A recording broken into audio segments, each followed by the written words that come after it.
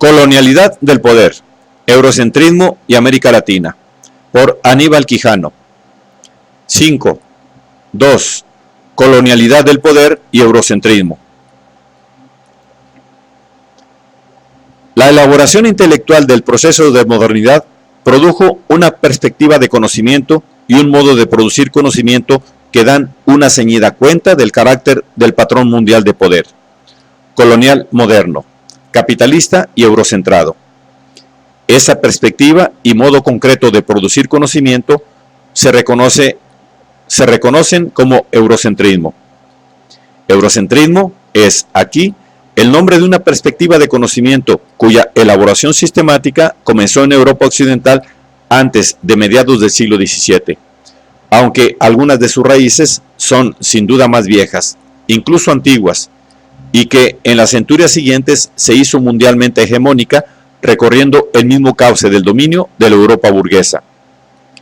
Su constitución ocurrió asociada a la específica secularización burguesa del pensamiento europeo y a la experiencia y las necesidades del patrón mundial de poder capitalista, colonial moderno, eurocentrado, establecido a partir de América.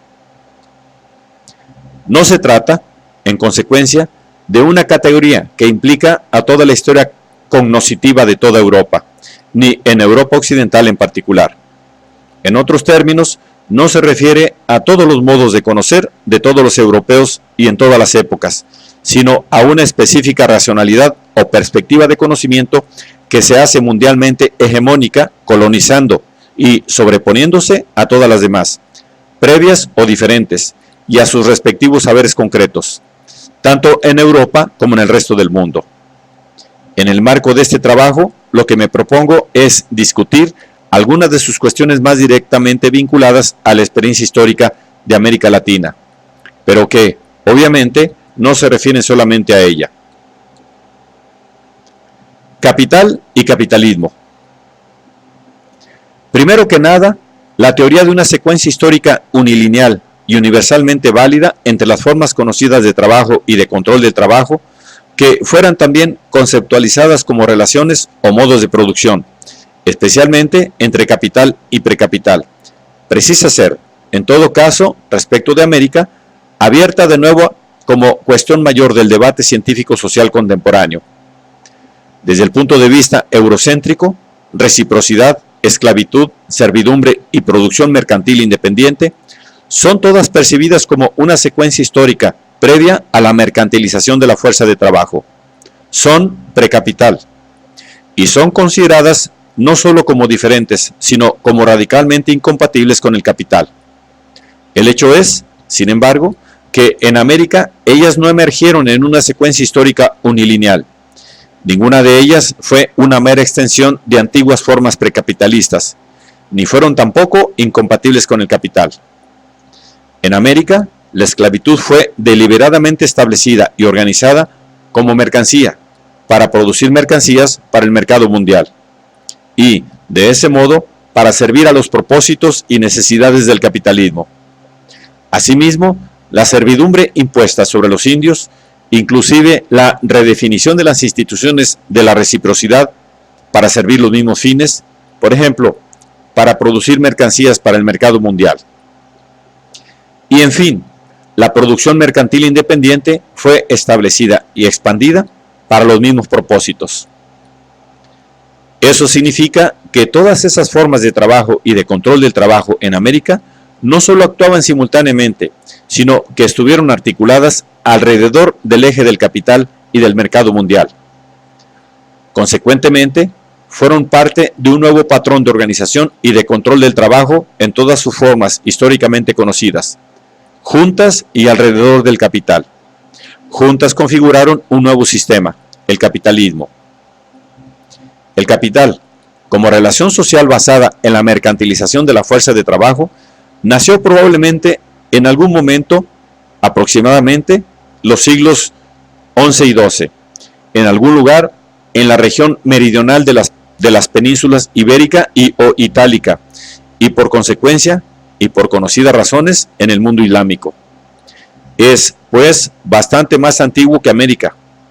Pero antes de la emergencia de América, no está en ningún lugar estructuralmente articulado a todas las demás formas de organización y control de la fuerza de trabajo y del trabajo, ni tampoco era aún predominante sobre ninguna de ellas.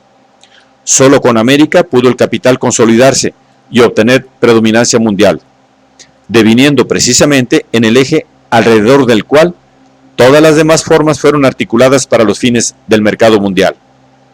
Solo de ese modo, el capital se convirtió en el modo de producción dominante. Así, el capital existió mucho tiempo antes que América. Sin embargo, el capitalismo como sistema de relaciones de producción, esto es, el heterogéneo engranaje de todas las formas de control del trabajo y de sus productos bajo el dominio del capital, en que de allí en adelante consistió la economía mundial y su mercado, se constituyó en la historia solo con la emergencia de América.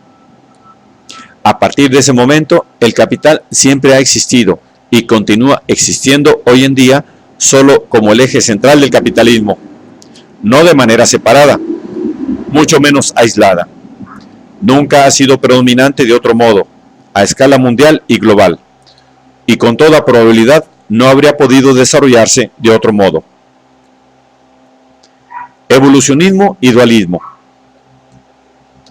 Como en el caso de las relaciones entre capital y precapital, una línea similar de ideas fue elaborada acerca de las relaciones entre Europa y no Europa.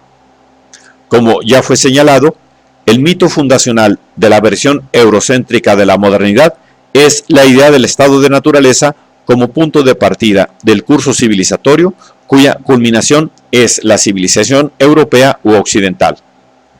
De ese mito se origina la específicamente eurocéntrica perspectiva evolucionista, de movimiento y de cambio unilineal y unidireccional de la historia humana. Dicho mito fue asociado con la clasificación racial de la población del mundo.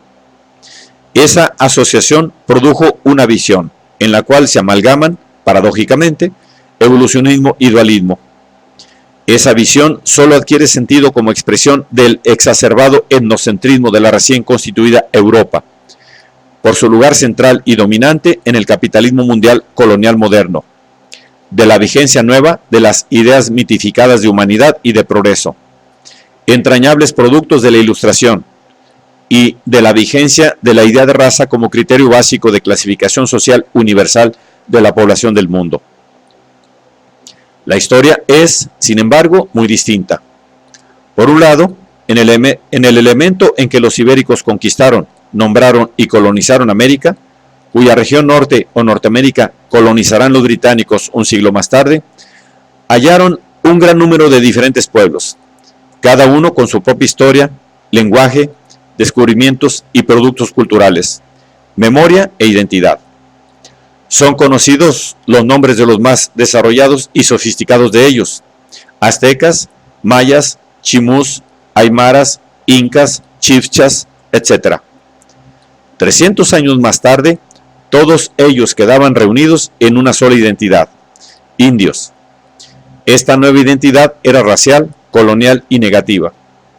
Así también sucedió con las gentes traídas forzosamente desde la futura África como esclavas: ashantis, yorubas, zulús, congos, bakongos, etc. En el lapso de 300 años, todos ellos no eran ya sino negros. Ese resultado de la historia del poder colonial tuvo dos implicaciones decisivas. La primera es obvia: todos aquellos pueblos fueron despojados de sus propias y singulares identidades históricas. La segunda es, quizás, menos obvia, pero no es menos decisiva. Su nueva identidad racial, colonial y negativa implicaba el despojo de su lugar en la historia de la producción cultural de la humanidad. En adelante no eran sino razas inferiores, capaces solo de producir culturas inferiores. Implicaba también su reubicación en el nuevo tiempo histórico constituido con América primero y con Europa después. En adelante eran el pasado. En otros términos, el patrón de poder fundado en la colonialidad implicaba también un patrón cognitivo, una nueva perspectiva de conocimiento dentro de la cual lo no europeo era el pasado y ese modo inferior siempre primitivo. y de ese modo inferior, siempre primitivo. Por otro lado, la primera identidad geocultural moderna y mundial fue América. Europa fue la segunda y fue constituida como consecuencia de América, no a la inversa. La constitución de Europa como nueva identidad histórica se hizo posible, en primer lugar, con el trabajo gratuito de los indios, negros y mestizos de América, con su avanzada tecnología en la minería y en la agricultura, y con sus respectivos productos, el oro, la plata, la papa, el tomate, el tabaco, etcétera, etcétera. Porque fue sobre esa base que se configuró una región como sede del control de las rutas atlánticas, a su vez convertidas, precisamente, sobre esa misma base, en las decisivas del mercado mundial. Esa región no tardó en emerger como Europa. América y Europa se produjeron históricamente, así, mutuamente, como las dos primeras nuevas identidades geoculturales del mundo moderno. Sin embargo, los europeos se persuadieron a sí mismos, desde mediados del siglo XVII, pero sobre todo durante el siglo XVIII, no solo de que de algún modo se habían autoproducido a sí mismos como civilización, al margen de la historia iniciada con América, culminando una línea independiente que empezaba con Grecia como única fuente original. También concluyeron que eran naturalmente, por ejemplo racialmente, superiores a todos los demás, puesto que habían conquistado a todos y les habían impuesto su dominio. La confrontación entre la experiencia histórica y la perspectiva eurocéntrica de conocimiento permite señalar algunos de los elementos más importantes del eurocentrismo. Inciso A. Una articulación peculiar entre un dualismo precapital-capital, no europeo-europeo, primitivo-civilizado, tradicional-moderno, etc., y un evolucionismo lineal, unidireccional, desde algún estado de naturaleza a la sociedad moderna europea. Inciso B. La naturalización de las